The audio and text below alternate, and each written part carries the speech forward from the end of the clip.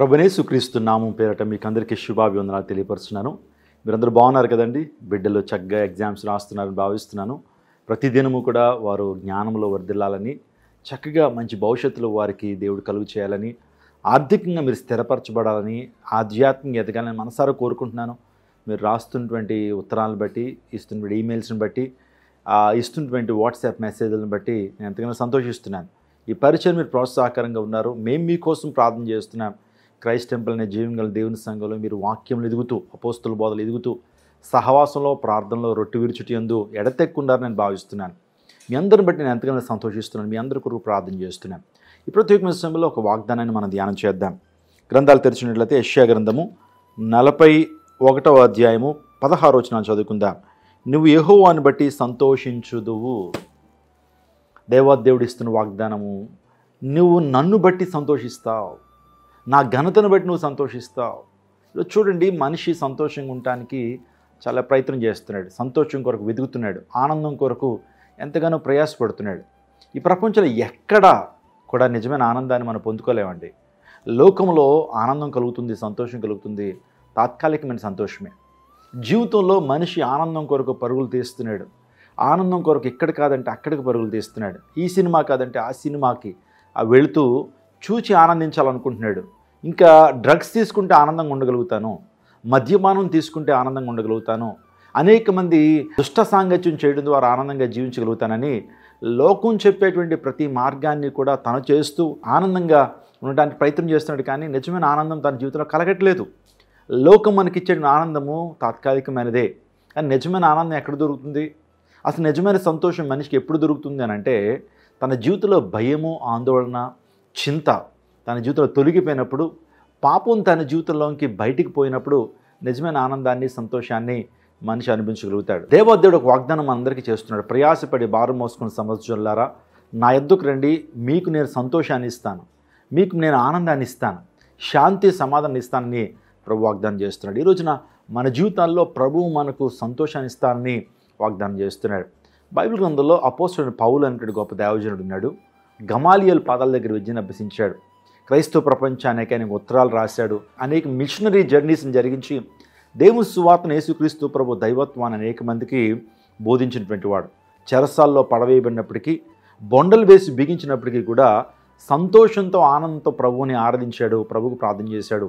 అటువంటి వ్యక్తి చెప్తున్నాడు ఫిలిప్పీయులకు రాసిన పత్రికలో, ప్రభువునందు ఆనందించుడి, మరలా చెప్తున్న ప్రభువునందు ఆనందించుడి. అవును, యేసులో మనకు ఆనందం ఉంది. దేవుడు వాగ్దానం చేసిన ఆనందాన్ని మనకిస్తాను వాగ్దానం చేశాడు. ఎప్పుడైతే నువ్వు దేవుని కృపలో వర్ధిల్లుతున్నప్పుడు, జ్ఞానంలో వర్ధిల్లుతున్నప్పుడు, ప్రేమలో వర్ధిల్లుతున్నప్పుడు, సహవాసంలో వర్ధిల్లుతున్నప్పుడు చెప్పనాశక్యం కాని మహిమాయుక్తమైనటువంటి మూలుగులతో కూడిన ఆనందాన్ని ప్రవహిస్తాడు. ఈ రోజున ఒక అద్భుతాన్ని జరిగించి మిమ్మల్ని ఆనందంతో నింపడానికి ఇష్టపడుతున్నాడు. మీ బిడ్డలను సరిచేసి వారిని ఉన్నతమైన స్థానం నడిపించి ఆనందంతో ప్రభు నింపబోతున్నాడు.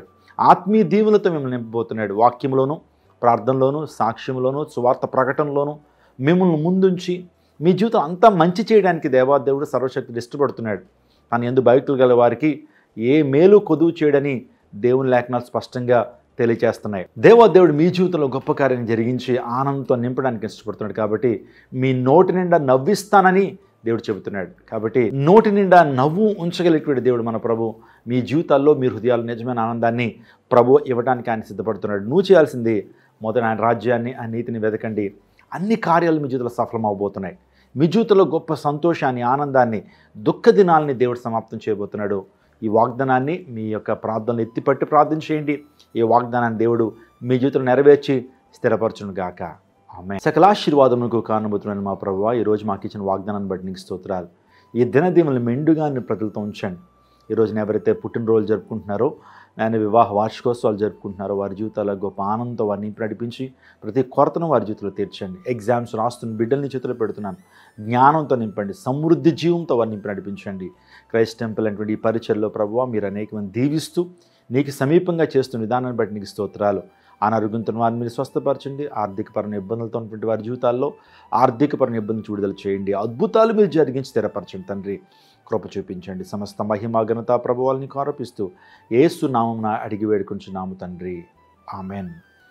క్రైస్ట్ టెంపుల్ నూతన మందిర నిర్మాణం కోసం ప్రార్థన చేయండి, సహకరించండి. ప్రతి ఆదివారం కూడా మన క్రైస్ట్ టెంపుల్లో 4 ఆరాధనలు ఎంతో ఉజ్జీవంతో అనేక దూర ప్రాంతాల నుంచి వచ్చి స్వస్థతను, విడుదలను, గొప్ప అభిషేకాన్ని పొందుకుంటున్నారు. మీరు కూడా దర్శించండి.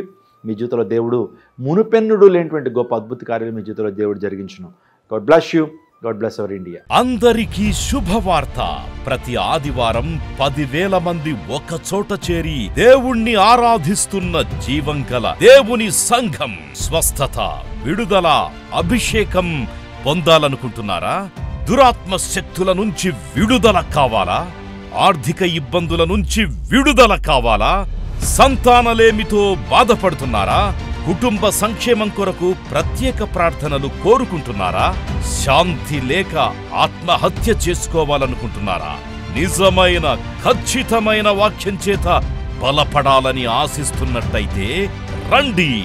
క్రైస్ట్ టెంపుల్ మీ కొరకే. ప్రతి ఆదివారం 4 ఆరాధనలు జరుగుతున్నాయి. మొదటి ఆరాధన ఉదయం 6 గంటలకు, రెండవ ఆరాధన ఉదయం 8 గంటలకు, మూడవ ఆరాధన ఉదయం 10 గంటలకు, నాల్గవ ఆరాధన సాయంత్రం 6:30 జరుగును. స్థలం Christ temple, Mary Stella indoor stadium, Pantakaluva road, NTR circle, Vijayawada. ముఖ్య ప్రసంగికులు ప్రపంచ వ్యాప్తంగా వాక్యమునందించి కోట్లాది మందికి దీవెనకరముగా ఉన్న మన దైవజనులు రెవరెండ్ డాక్టర్ పాల్ ఇమాన్యుయల్ గారు మరియు నిస్సీ పాల్ గారు శక్తివంతమైన సందేశాలను అందించి ప్రతి ఒక్కరి కొరకు ప్రత్యేక ప్రార్థనలు చేయుదురు. హృదయాలను హత్తుకునే అద్భుతమైన స్తుతి ఆరాధన సాక్ష్యాలు, ప్రతి విశ్వాసిపై ప్రత్యేక శ్రద్ధ, గృహ దర్శనాలు, ఇంకా మరెన్నో. ప్రతి ఆరాధనలో 1000 మంది ప్రజలు పాల్గొంటూ ఆత్మీయముగా బలపడుచున్నారు. పాటలు, ఆరాధన, వర్తమానముల ద్వారా దేవుని ఆత్మీయ కార్యములు అనేకులు పొందుకుంటున్నారు.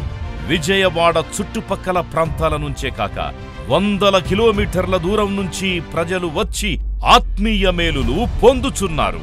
ప్రతి ఆదివారం హోలీ కమ్యూనియన్ సర్వీస్. దూర ప్రాంతము నుండి వచ్చు వారికి ప్రేమ విందు కలదు. కుటుంబాలతో రండి. దేవుడిచ్చే గొప్ప రక్షణ, స్వస్థత, అభిషేకాన్ని పొందుకొనండి. రండి, మీ దుఃఖము నాట్యముగా మార్చబడును. మరిన్ని వివరాలకు సంప్రదించండి 88 6276 777.